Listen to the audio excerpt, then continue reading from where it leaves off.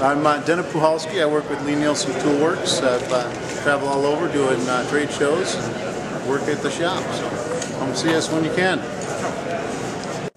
At the very tip,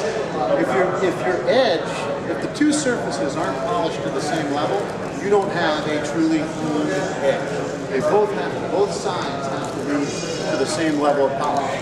If it's 1,000 on this side, you need 1,000 on this side. If it's 8,000, you need 8,000 on both edges.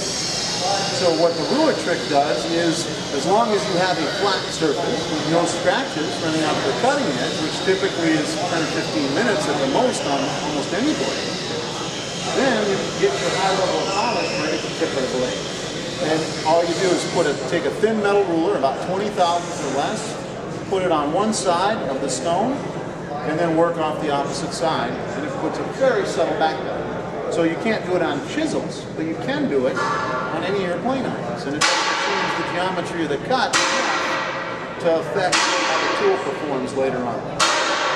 And it's so small right at the tip that if you ever decide you don't want to work that way, you can easily grind it off. And it's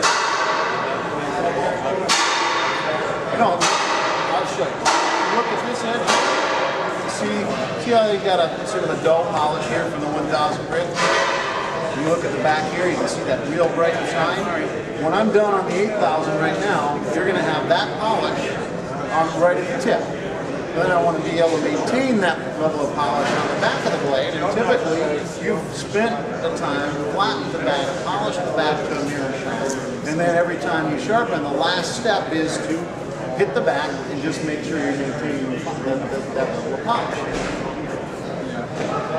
I want to come up a little bit off this angle so that I'm not having to do all that surface. Every time you sharpen on the 1,000 grit, if you're using this double bevel system, the secondary bevel is going to grow with each sharpening because you've shortened the blade and exposed more of the new bevel.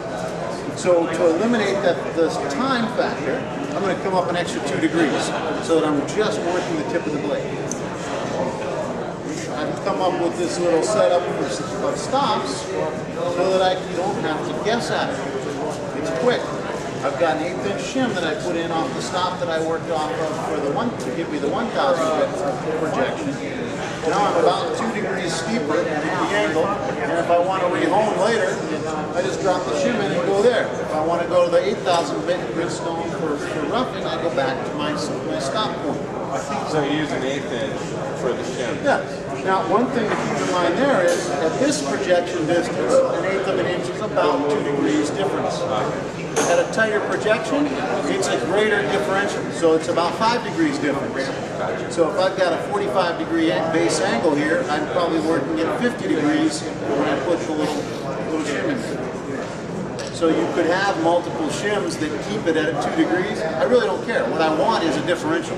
I want to go from from the stop to a little bit steeper on the shim. And I really don't care if it's exactly an angle, unless I'm trying to have a specific angle for specific types of figure or materials in a low angle. Do you make up for the 2 degrees in the initial? You can, yeah. Okay. So if you wanted it to be exactly 50 degrees, right, you take the blade that you're working with and make it 52. Make it 50 off that stop, and then that's where you want it. So now I've got my point set up, and because I came up that extra 2 degrees, that's all I need to do on the 8,000 grit stone to have an edge. If you look at the tip of the blade, you'll now see that bright polish right at the tip. As long as that bright polish goes corner to corner, you've got a fresh edge. You don't have to do any more. And the more you do here, the fewer times you can rehome. Because when you rehome at the new angle, it's going to grow just like the secondary bevel does. And then if you wait too long, if you do too many honings, you'll find that it takes you a lot longer to get back to your burn. So I might do 2 or 3 honings and then switch back. If you wanted to camber the blade, you would just stack your fingers on one corner of the blade, and I tend to do this, do the cambering on the 1,000 grit stone, create the radius that I want, and then just